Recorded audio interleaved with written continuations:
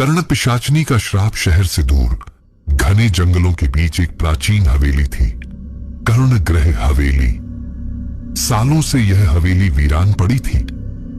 लोग कहते थे कि वहां कर्ण पिशाचनी का वास है, एक दुष्ट आत्मा जो रात के अंधेरे में उन लोगों की आत्मा को जकड़ लेती थी जो उसकी पुकार सुनते थे। कहा जाता था कि कर्ण पिशाचनी कभी एक साध्वी थी जिसे छल और विश्वासघात ने राक्षसी बना दिया। उसका श्राप इतना भयावह था कि उसके नाम का उच्चारण करना भी विनाश को आमंत्रित करने जैसा था। जो भी उसकी आवाज सुनेगा वह कभी लौटकर नहीं आएगा। नेहा और आदित्य, एक साहसी नवविवाहित जोड़ा, इस श्राप को मात्र एक अंधविश्वास मानकर इस हवेली की रहस्यमय गुत्थी सुलझाने निकल पड़े। लेकिन उन्हें यह नहीं पता था कि वे एक ऐसी दुनिया में कदम रखने जा रहे हैं जहां अंधकार की परछाइयां अब भी जीवित थीं। जैसे जैसे रात गहराती गई, हवेली के रहस्य खुलते गए और नेहा और आदित्य को समझ में आने लगा कि कर्ण पिशाचनी का श्राप सिर्फ एक कहानी नहीं बल्कि एक डरावना सच था। क्या वे दोनों इस अंधकार से बाहर निकल पाएंगे या कर्ण पिशाचनी की परछाई उन्हें हमेशा के लिए निगल जाएगी? यह कहानी सिर्फ एक श्राप की नहीं बल्कि प्रेम, विश्वासघात और आत्मा की अंतिम परीक्षा की है। अंधकार अभी समाप्त नहीं हुआ है। नमस्कार दोस्तों, हा, कैसे हैं आप सब? हम उम्मीद करते हैं कि आप सभी अच्छे होंगे। दोस्तों, जैसा कि आपने इंट्रो में सुन ही लिया होगा कि आज की कहानी रहस्यमयी और डरावनी होने वाली है। यह कहानी आपको शुरुआत से ही अपनी सीट से बांध कर रखेगी, क्योंकि इसमें ऐसे ऐसे खतरनाक मोड़ आएंगे जो आपकी रूह तक को झकझोर देंगे। तो दोस्तों, कहानी को आखिर तक जरूर सुनना, क्योंकि हर मोड़ पर डर, रहस्य और रोमांच आपका इंतजार कर रहे हैं। अब बिना देर किए आइए शुरू करते हैं आज की खौफनाक दास्तान। तैयार है ना? तो चलिए अंधेरे में कदम रखते हैं। सिंधौरा गांव की रातें हमेशा स्याह और सन्नाटे से भरी होती थीं, लेकिन उस रात हवाओं में कुछ अलग ही डर था। गांव की 17 साल की लड़की रूपा दिन ढलने के बाद घर से निकली थी। मां ने उसे मना किया था, लेकिन रूपा ने कहा था, मैं बस नदी तक जा रही हूं मां, आधे घंटे में लौट आऊंगी। रूपा की मां ने बार बार चेताया था कि रात को हवेली के पास ना जाना, लेकिन रूपा ने अनसुना कर दिया। रूपा उस रात घर नहीं लौटी। उसकी मां ने पूरी रात दरवाजे पर बैठकर उसकी राह देखी, लेकिन सवेरा होते ही पूरे गांव में खबर फैल गई कि रूपा लापता हो गई है।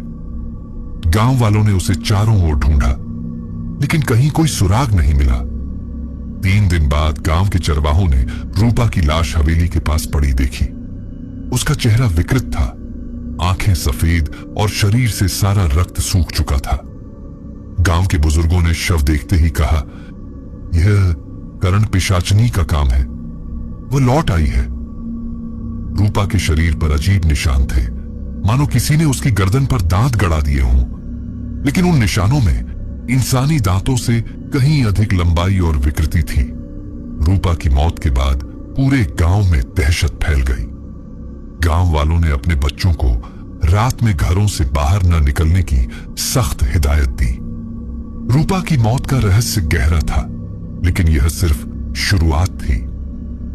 सिंधौरा में कुछ ऐसा होने वाला था जिसकी कल्पना किसी ने नहीं की थी।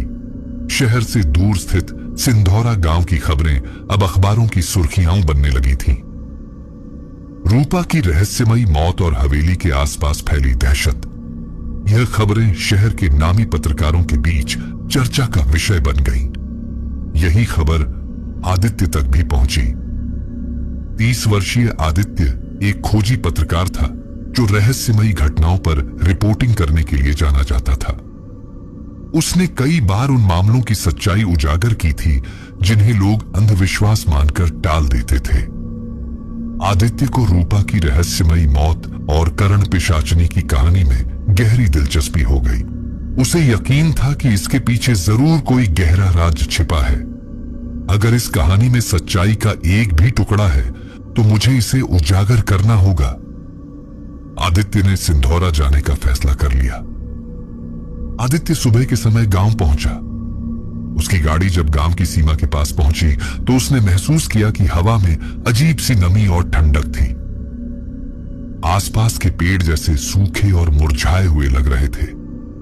गांव का मुख्य चौक सुनसान पड़ा था। कुछ बुजुर्ग लोग सिर झुकाए बैठे थे, लेकिन उनकी आंखों में डर साफ झलक रहा था। आदित्य ने उनसे बात करने की कोशिश की, लेकिन वे चुपचाप उसे घूरते रहे और फिर नजरें फेर लीं। तभी गांव के मुखिया धीरज चौधरी ने आदित्य को देखा और पास आकर पूछा, तुम यहां क्यों आए हो बेटे? आदित्य ने अपना परिचय दिया और बताया कि वह रूपा की मौत के रहस्य की जांच करने आया है। धीरज चौधरी ने गहरी सांस लेते हुए कहा, तुम्हें यहां नहीं आना चाहिए था। यह गांव अब सुरक्षित नहीं रहा। आदित्य ने मुस्कुराते हुए जवाब दिया, अगर सब डरकर भाग जाएंगे तो सच सामने कैसे आएगा चौधरी जी? धीरज चौधरी आदित्य को गांव के अंदर ले गए। रास्ते में आदित्य ने देखा कि गांव में हर घर के बाहर नीम के पत्ते और नींबू मिर्च लटके हुए थे। ऐसा लग रहा था जैसे लोग किसी अनदेखी शक्ति से खुद को बचाने की कोशिश कर रहे हों। यह सब कब से शुरू हुआ? आदित्य ने पूछा। चौधरी ने जवाब दिया, रूपा की मौत के बाद से। पहले लोग इसे सिर्फ कहानियां मानते थे, लेकिन अब धीरज चौधरी ने हवेली की ओर इशारा किया। यह सब उस हवेली की वजह से हो रहा है। करण पिशाचनी लौट आई है। शाम ढलने से पहले आदित्य ने गांव के दक्षिणी छोर पर स्थित हवेली को देखा। हवेली खंडहर में तब्दील हो चुकी थी। दीवारें काई और झाड़ियों से ढकी हुई थीं। खिड़कियों से अंधकार झांक रहा था, जैसे भीतर कोई छाया सांसें ले रही हो। यही है करण पिशाचनी की हवेली। धीरज चौधरी की आवाज कांप रही थी। आदित्य ने अपनी टॉर्च जलाकर हवेली की ओर देखा। अचानक उसे खिड़की के पास एक धुंधली परछाई दिखाई दी। वह क्षण भर को ठिठक गया। कौन है वहां?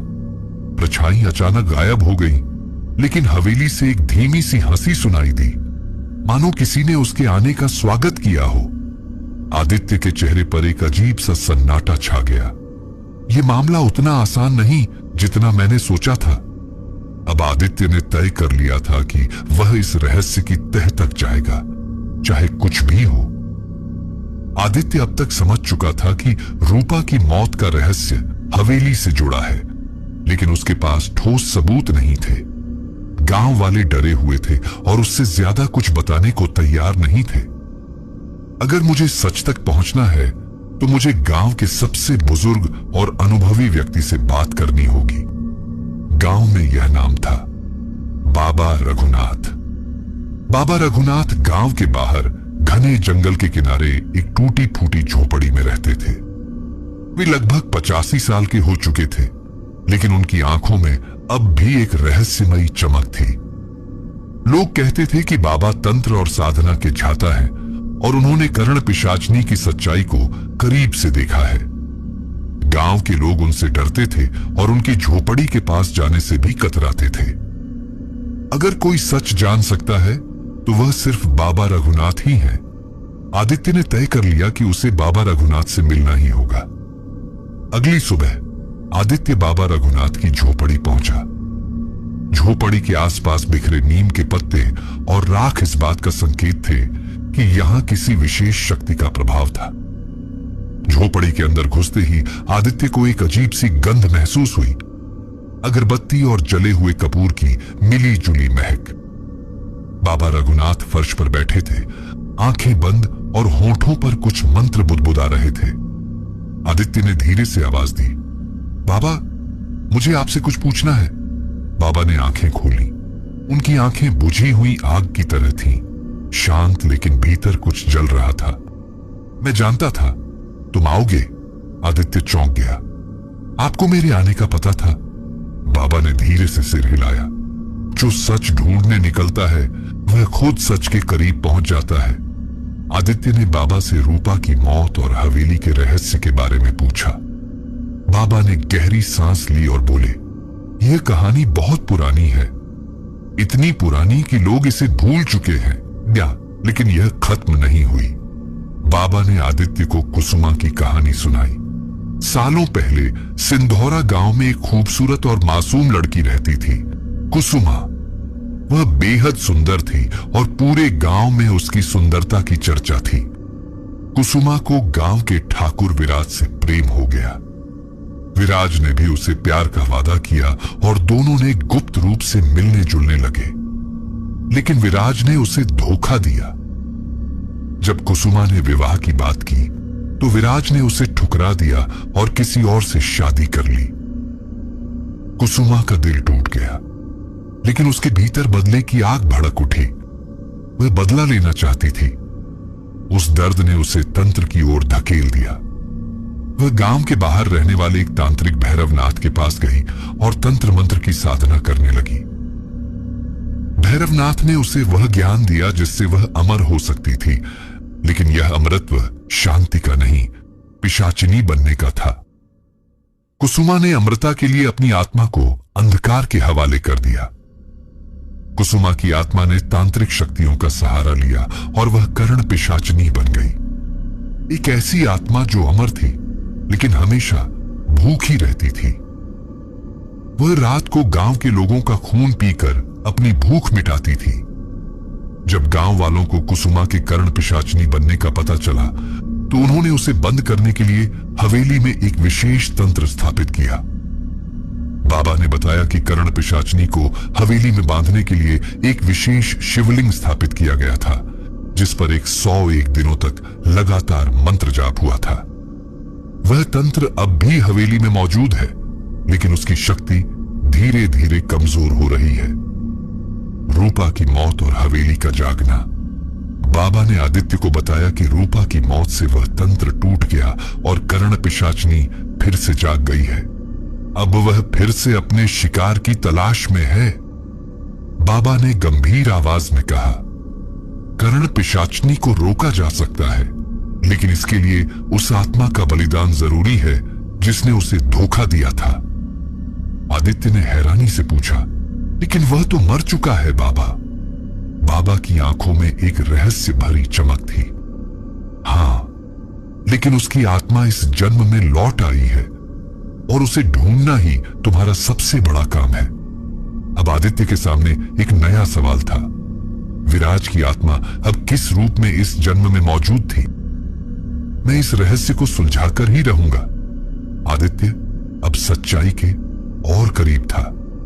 उसे पता चल चुका था कि कर्ण पिशाचिनी की आत्मा को मुक्त करने का एकमात्र तरीका था विराज की आत्मा का बलिदान। लेकिन यह आत्मा किस रूप में इस जन्म में लौट आई थी, यह रहस्य अब भी बरकरार था। मुझे हवेली के भीतर जाना होगा, वहीं मेरे सवालों का जवाब छिपा है। बाबा रघुनाथ ने आदित्य को चेतावनी दी थी कि हवेली में प्रवेश करना बेहद खतरनाक होगा, लेकिन आदित्य के इरादे अटल थे। आधी रात हो चुकी थी। गांव में सन्नाटा पसरा था। केवल सियारों की डरावनी आवाजें और रात की ठंडी हवा में सरसराते पेड़ों की फुसफुसाहट सुनाई दे रही थी। आदित्य ने हाथ में टॉर्च और गले में नीम की माला डालकर हवेली की ओर कदम बढ़ाए। अगर हवेली में सचमुच कुछ है तो आज रात यह रहस्य खुलेगा। हवेली गांव के दक्षिणी छोर पर थी, जहां कभी ठाकुर विराज की शानो शौकत गूंजा करती थी, लेकिन अब वहां सिर्फ वीरानी और डर का साया था। हवेली का भूतिया माहौल, हवेली के बड़े बड़े दरवाजे टूट चुके थे। अंदर घना अंधेरा था। दीवारों पर जमी काई और सूखे बेल बूटे हवेली के उजड़े अतीत की कहानी सुना रहे थे। आदित्य ने टॉर्च की रोशनी घुमाई तो दीवारों पर पुराने चित्र दिखे। विराज का परिवार, ठाकुर की संपत्ति और कुसुमा का चित्र। कुसुमा की आंखें मानो आदित्य को घूर रही थीं। उसकी आंखों में दर्द और बदले की आग साफ झलक रही थी। अचानक अजीब घटना है। जैसे ही आदित्य ने हवेली के मुख्य हॉल में कदम रखा, हवा अचानक ठंडी हो गई। यहां कुछ है। टॉर्च की रोशनी में धूल से भरी फर्श पर किसी के पैरों के निशान उभरने लगे। निशान सीढ़ियों की ओर जा रहे थे, ऊपर की मंजिल की ओर। आदित्य ने धीरे धीरे कदम बढ़ाए। सीढ़ियों पर चढ़ते ही आदित्य ने किसी की धीमी हंसी सुनी। यह हंसी दूर से आ रही थी, लेकिन इतनी साफ थी कि उसकी रीढ़ में सिहरन दौड़ गई। यह करण पिशाचनी की हंसी है। आदित्य ने महसूस किया कि हवेली के अंदर की हवा भारी होती जा रही थी। एक अजीब सी गंध हवा में तैरने लगी, मानो जलते हुए कपूर और तांत्रिक क्रियाओं का मिश्रण। आदित्य ने दूसरी मंजिल पर कदम रखा तो सामने एक पुराना कमरा दिखाई दिया। कमरा धूल और मकड़ी के जालों से भरा था, लेकिन दीवार पर एक तस्वीर टंगी थी, विराज की तस्वीर। तस्वीर पर ताजा खून के छींटे थे। विराज की आत्मा अभी भी यहां भटक रही है। आदित्य ने गौर से देखा तो तस्वीर के पीछे कुछ खुरचने की आवाज आ रही थी। यह क्या है? आदित्य ने दीवार पर हाथ रखा और धीरे धीरे खुरचने वाली आवाज की दिशा में हाथ बढ़ाया। अचानक दीवार से एक आवाज आई, मानो किसी ने कराहते हुए कहा हो, मुझे मुक्त करो। आदित्य ने तस्वीर को हटाया तो उसके पीछे एक पुराना ताबूत छिपा हुआ था। ताबूत पर कई तंत्र मंत्र के चिन्ह उकेरे हुए थे। आदित्य ने ताबूत को छूते ही महसूस किया कि उसके भीतर किसी आत्मा की उपस्थिति है। बाबा रघुनाथ की चेतावनी उसे याद आई। विराज की आत्मा अब भी इस हवेली में कैद है, उसे मुक्ति चाहिए। ताबूत से धीमी सी आवाज आई, आदित्य, तुम ही मेरी मुक्ति का मार्ग हो। आदित्य की आंखें चौड़ी हो गईं। यह आवाज विराज की आत्मा है। जैसे ही आदित्य ने ताबूत को खोलने की कोशिश की, हवेली में तेज हवा चलने लगी। खिड़कियां आपस में टकराने लगीं और चारों ओर अंधेरा छा गया। तुमने उसे छूने की जुर्रत कैसे की? यह आवाज किसी और की नहीं, करण पिशाचनी की थी। अचानक आदित्य के सामने एक धुंधली परछाई उभरी। लंबे काले बाल, लाल आंखें और विकृत चेहरा। अब तुम यहां से नहीं जा सकते आदित्य। आदित्य ने बिना समय गंवाए मंत्रों का जाप शुरू किया। उसने बाबा रघुनाथ द्वारा दिया गया नियम का पानी ताबूत पर छिड़का और जैसे ही उसने ताबूत खोला, एक तेज रोशनी फैल गई। ताबूत के अंदर एक कंकाल था, विराज का कंकाल। विराज की आत्मा ने कराहते हुए कहा, मुझे मुक्त करो और करण पिशाचनी को रोको। करण पिशाचनी गुस्से में चीख उठी, तुम उसे मुक्त नहीं कर सकते, वह मेरा है, मैं हमेशा के लिए। आदित्य को अब समझ में आ गया था कि अगर वह विराज की आत्मा को मुक्त नहीं करता तो करण पिशाचनी को हराना असंभव था। आदित्य ने ताबूत से विराज की आत्मा को मुक्त करने के लिए अंतिम मंत्र शुरू किया, लेकिन करण पिशाचनी ने पूरे हवेली में अंधेरा फैला दिया और अब वह अपने पूरे बल के साथ सामने आने वाली थी। रात का तीसरा पहर था। हवेली में सन्नाटा छाया हुआ था, लेकिन यह सन्नाटा तूफान के आने से पहले की शांति थी। हवेली की दीवारों से एक अजीब सी फुसफुसाहट आ रही थी, मानो अतीत की आत्माएं जाग उठी हों। आदित्य ताबूत के सामने बैठा था। विराज की आत्मा को मुक्त करने के लिए उसने अंतिम मंत्र पढ़ना शुरू किया। एडुएम काली कपालिनी स्वाहा। मंत्रों की ध्वनि के साथ हवेली की दीवारें कांपने लगीं। ठंडी हवा ने पूरे माहौल को झकझोर दिया, लेकिन तभी करण पिशाचनी की आहट। आदित्य को महसूस हुआ कि उसके पीछे कोई खड़ा है। एक ठंडी सांस उसकी गर्दन को छू गई। तुमने बहुत हिम्मत कर ली आदित्य। यह आवाज करण पिशाचनी की थी। आदित्य ने धीरे से पीछे मुड़कर देखा। करण पिशाचनी का प्रकट होना। करण पिशाचनी अब पूरी तरह प्रकट हो चुकी थी। उसकी आंखें जलती हुई कोयले की तरह लाल थीं। लंबे बिखरे हुए काले बाल उसके चेहरे को ढक रहे थे, लेकिन उसकी मुस्कान में भयानक क्रूरता थी। उसका चेहरा विकृत था, मानो वर्षों की पीड़ा और बदले की आग ने उसे राक्षसी बना दिया हो। उसकी लंबी नाखूनों से खून टपक रहा था और उसकी चाल ऐसी थी जैसे वह हवा में तैर रही हो। तुमने विराज की आत्मा को छूने की जुर्रत कैसे की? आदित्य ने टॉर्च को कसकर पकड़ा और बाबा रघुनाथ द्वारा दिए गए रक्षा मंत्र का जाप तेज कर दिया। मैं तुम्हें रोकूंगा, चाहे कुछ भी हो। करण पिशाचनी हंसी। उसकी हंसी हवेली में गूंज उठी। तुम नहीं समझते आदित्य, मैं अब इस हवेली तक सीमित नहीं हूं। रूपा की मौत के बाद मेरी शक्ति बढ़ गई है। अब मुझे रोकना इतना आसान नहीं। अचानक हवेली की दीवारों से परछाइयां निकलने लगीं। ये परछाइयां उन लोगों की थीं जो कर्ण पिशाचनी की बलि चढ़ चुके थे। आदित्य को चारों ओर से घेर लिया गया। ये आत्माएं उसकी ओर बढ़ने लगी। मुझे रोकने की कोशिश मत करो आदित्य, वरना तुम्हारा अंजाम भी वही होगा जो बाकी लोगों का हुआ। लेकिन आदित्य डगमगाया नहीं।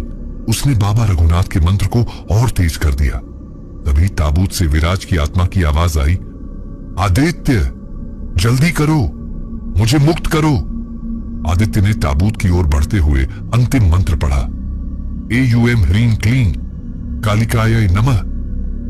ताबूत से अचानक तेज प्रकाश निकला और विराज की आत्मा एक सफेद धुएं के रूप में उभरने लगी। कर्ण पिशाचनी चिल्ला उठी, नहीं, यह नहीं हो सकता। उसकी आंखों में जलती हुई नफरत थी। उसने हवा में हाथ घुमाया और हवेली की दीवारों से भूतिया ऊर्जा का तूफान उठ खड़ा हुआ। तुम दोनों को मरना होगा, अभी और यहीं। अब आदित्य और कर्ण पिशाचनी आमने सामने थे। आदित्य, तुम्हें लगता है कि तुम मुझे हरा सकते हो? आदित्य ने बाबा रघुनाथ की दी हुई ताबीज को अपने हाथ में कसकर पकड़ा और बोला, तेरा अंत आ गया है कर्ण पिशाचनी। आदित्य ने मंत्र पढ़ते हुए ताबीज को कर्ण पिशाचनी की ओर फेंक दिया। ताबीज ने आग पकड़ ली और कर्ण पिशाचनी के चारों ओर एक दहकती हुई दीवार खड़ी कर दी। विराज की आत्मा ने आदित्य की ओर देखा और धीमी आवाज में कहा, आदित्य, अब समय आ गया है। मेरा बलिदान ही इसे समाप्त कर सकता है। आदित्य समझ गया। विराज की आत्मा ताबीज के अंदर समा गई और उसने अपनी अंतिम शक्ति से कर्ण पिशाचनी को उस लौ में खींच लिया। नहीं, यह नहीं हो सकता। कर्ण पिशाचनी की चीखें हवेली में गूंज उठी, लेकिन अब बहुत देर हो चुकी थी। विराज की आत्मा ने खुद को कर्ण पिशाचनी के साथ उस लौ में समाहित कर दिया। एक भयंकर चीख के साथ कर्ण पिशाचनी की आत्मा हवेली के भीतर ही राख में बदल गई।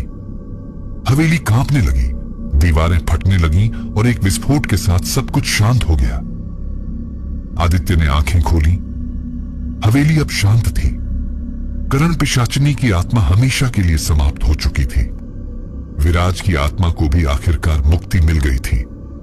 गांव में हवा अब हल्की हो गई थी। पेड़ पौधों में फिर से हरियाली लौट आई थी। आदित्य ने हवेली के बाहर कदम रखा। सूरज उग रहा था और उसके साथ एक नए सवेरे की उम्मीद भी।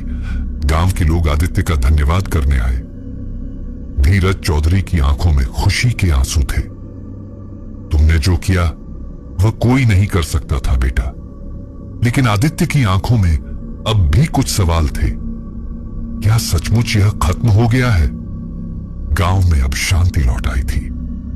हवेली की तबाही के बाद कर्ण पिशाचनी का अंत हो चुका था और विराज की आत्मा को भी मुक्ति मिल गई थी। सूरज की रोशनी अब गांव के हर कोने को छू रही थी, मानो वर्षों के अंधकार को हटाकर एक नई शुरुआत का संकेत दे रही हो। आदित्य अब गांव छोड़ने की तैयारी कर रहा था। धीरज चौधरी और गांव के बाकी लोग उसे विदा करने आए। आदित्य, तुम्हारे बिना यह गांव अब भी कर्ण पिशाचनी के आतंक में होता। धीरज की आंखों में कृतज्ञता थी। आदित्य ने मुस्कुराते हुए कहा, अब सब कुछ खत्म हो चुका है चाचा, अब डरने की कोई जरूरत नहीं। लेकिन आदित्य के मन में कुछ असहज सा महसूस हो रहा था। आदित्य जब गांव से निकलने ही वाला था, तभी अचानक हवा में ठंडक सी महसूस हुई। पेड़ों के पत्ते बिना हवा के सरसराने लगे। ये क्या हो सकता है? गांव के बुजुर्गों ने इसे हवेली की तबाही का असर माना, लेकिन आदित्य को कहीं ना कहीं यह एहसास हो रहा था कि सब कुछ खत्म नहीं हुआ। आदित्य गांव से थोड़ी ही दूर निकला था कि अचानक उसे अपने पीछे किसी की आहट सुनाई दी। कौन है? उसने टॉर्च घुमाई, लेकिन वहां कुछ नहीं था। लेकिन जैसे ही उसने कदम आगे बढ़ाए, उसे एक हल्की सी हंसी सुनाई दी। ठीक वही हंसी जो करण पिशाचिनी की थी। ये कैसे संभव है? आदित्य का दिल तेजी से धड़कने लगा। आदित्य ने तुरंत बाबा रघुनाथ से संपर्क किया। वे गांव के बाहर एक पुराने आश्रम में रह रहे थे। बाबा ने जैसे ही आदित्य को देखा, उनके चेहरे पर चिंता की लकीरें उभर आईं। तुम्हारे चेहरे पर चिंता देख रहा हूं बालक। आदित्य ने सारी घटनाएं विस्तार से बताईं। बाबा रघुनाथ ने गंभीर आवाज में कहा, करण पिशाचिनी की आत्मा को खत्म करना आसान नहीं था आदित्य, लेकिन मुझे डर है कि उसकी छाया अब भी इस दुनिया में कहीं बाकी है। आदित्य ने चौंक कर पूछा, छाया? इसका क्या मतलब है बाबा? बाबा ने गहरी सांस ली और बोले, जब कोई आत्मा इतनी शक्तिशाली हो जाती है कि वह मृत्यु के बाद भी अपनी छाया इस दुनिया में छोड़ जाए, तो उसे पूरी तरह मिटाना असंभव हो जाता है। करण पिशाचिनी ने मरने से पहले अपनी छाया को इस दुनिया में समाहित कर दिया था और अब वह छाया किसी और रूप में वापस आ रही है। बाबा ने आंखें बंद करके ध्यान लगाया। कुछ पल बाद उन्होंने आंखें खोली और कहा, छाया अब किसी नए शरीर की तलाश में है और मुझे डर है कि वह शरीर तुम्हारा हो सकता है। आदित्य के चेहरे का रंग उड़ गया। मेरा शरीर? बाबा ने सिर हिलाया। हां, करण पिशाचिनी की छाया अब तुम्हें अपना माध्यम बनाना चाहती है। अगर उसने तुम्हें अपना शरीर बना लिया तो वह दोबारा लौट आएगी और इस बार उसे हराना असंभव होगा। आदित्य ने बाबा रघुनाथ से पूछा, तो अब मुझे क्या करना होगा बाबा? बाबा ने गंभीर आवाज में कहा, हमें फिर से हवेली जाना होगा, लेकिन इस बार यह लड़ाई पहले से भी ज्यादा खतरनाक होगी। आदित्य ने बिना झिझक कहा, मैं तैयार हूं बाबा। इस बार उसे पूरी तरह खत्म करना होगा। रात का समय चुना गया क्योंकि करण पिशाचिनी की छाया रात में ज्यादा शक्तिशाली हो सकती थी। बाबा ने आदित्य को कुछ विशेष ताबीज और हवन सामग्री दी। यह ताबीज तुम्हें उसकी छाया से बचाएगा, लेकिन ध्यान रहे, अगर वह तुम्हारे मन में डर या संशय ले आई तो यह ताबीज भी तुम्हें नहीं बचा पाएगा। आदित्य ने ताबीज को गले में डाल लिया और आंखों में दृढ़ संकल्प लेकर बाबा के साथ हवेली की ओर बढ़ चला। हवेली अब भी उसी तरह वीरान थी, लेकिन इस बार वहां का सन्नाटा और भी डरावना लग रहा था। दीवारों पर लगे चित्रों की आंखें जैसे अब भी आदित्य को घूर रही थीं। हमें तहखाने में जाना होगा, बाबा ने धीरे से कहा। आदित्य ने आगे कदम बढ़ाया। हवेली के तहखाने में एक गुप्त कक्ष था, जहां विराज ने कर्ण पिशाचिनी को कैद करने के लिए एक तंत्र स्थापित किया था। वही जगह जहां सब कुछ शुरू हुआ था। जैसे ही आदित्य और बाबा ने तहखाने में कदम रखा, वहां की हवा अचानक ठंडी हो गई। तुम फिर लौट आए आदित्य। यह वही आवाज थी, लेकिन इस बार यह और भी गहरी और डरावनी थी। मैं तुम्हारे भीतर समा जाऊंगी और इस बार कोई मुझे नहीं रोक पाएगा। आदित्य ने मंत्रों का जाप शुरू किया। बाबा ने तंत्र क्रिया को तेज कर दिया। अब सब कुछ तुम्हारे हाथ में है आदित्य। हवेली में अंधकार गहराने लगा। यह छाया अब तुम्हारे मन और आत्मा को झकझोरने की कोशिश करेगी, लेकिन तुम्हें इससे लड़ना होगा। आदित्य ने आंखें बंद कर ली और कर्ण पिशाचिनी की छाया के सामने अपनी ऊर्जा केंद्रित करने लगा। रात घनी हो चुकी थी। हवेली के तहखाने में सन्नाटा पसरा हुआ था, लेकिन इस सन्नाटे में भी आदित्य को एक अजीब सा कंपन महसूस हो रहा था। तहखाने की दीवारें ठंडी हो रही थीं, मानो कोई अदृश्य ताकत चारों ओर घुलने लगी हो। बाबा रघुनाथ ने मंत्रों का जाप तेज कर दिया। उनका स्वर गंभीर और मजबूत था, लेकिन उनके माथे पर चिंता की लकीरें साफ झलक रही थीं। आदित्य, ये छाया पूरी तरह जाग चुकी है, इसे रोकना आसान नहीं होगा, बाबा ने धीमी आवाज में कहा। आदित्य ने ताबीज को कसकर पकड़ा और आंखें बंद कर लीं। उसके मन में सिर्फ एक ही लक्ष्य था, कर्ण पिशाचिनी की छाया को हमेशा के लिए खत्म करना। तभी तहखाने के कोने से एक हल्का सा धुआं उठने लगा। धुआं धीरे धीरे घना होता जा रहा था और एक विकृत आकृति का आकार ले रहा था। आदित्य, यह वही आवाज थी, करण पिशाचिनी की, लेकिन इस बार यह और भी खौफनाक थी। तुमने मुझे मारा नहीं, मैं अब भी जिंदा हूं और इस बार मैं तुम्हारे शरीर का सहारा लेकर इस दुनिया में लौटूंगी। आदित्य ने आंखें खोली। उसने देखा कि वह धुइयों की आकृति अब एक विकराल छाया का रूप ले चुकी थी। उसकी आंखें अब भी जलती हुई कोयले की तरह लाल थीं और उसकी हंसी हवेली की दीवारों को कांपा रही थी। मैं तुम्हारे भीतर समा जाऊंगी आदित्य, और इस बार कोई मुझे रोक नहीं पाएगा। छाया धीरे धीरे आदित्य की ओर बढ़ने लगी।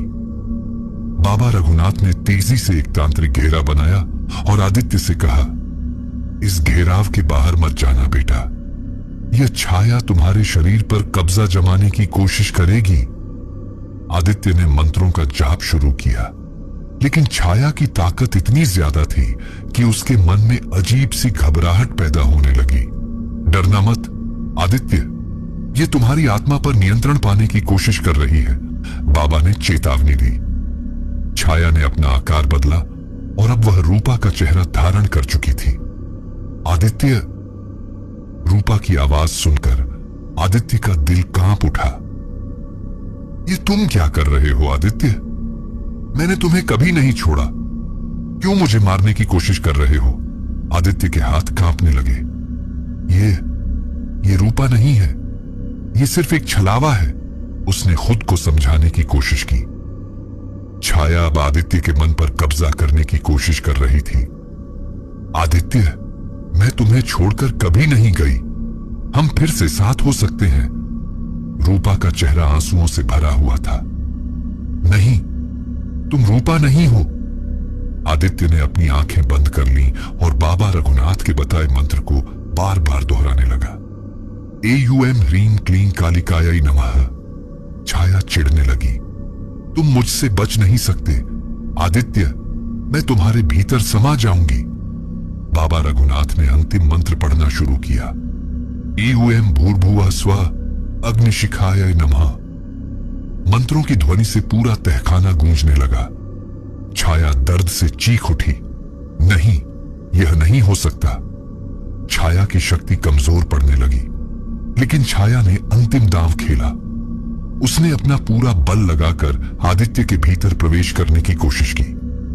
आदित्य की आंखें अचानक सफेद हो गईं, उसकी सांसें तेज हो गईं और शरीर कांपने लगा। बाबा, यह क्या हो रहा है? बाबा ने गंभीर आवाज में कहा, यह अंतिम परीक्षा है आदित्य।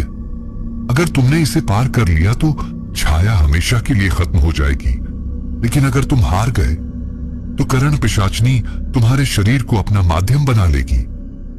आदित्य ने अपनी पूरी शक्ति जुटाई।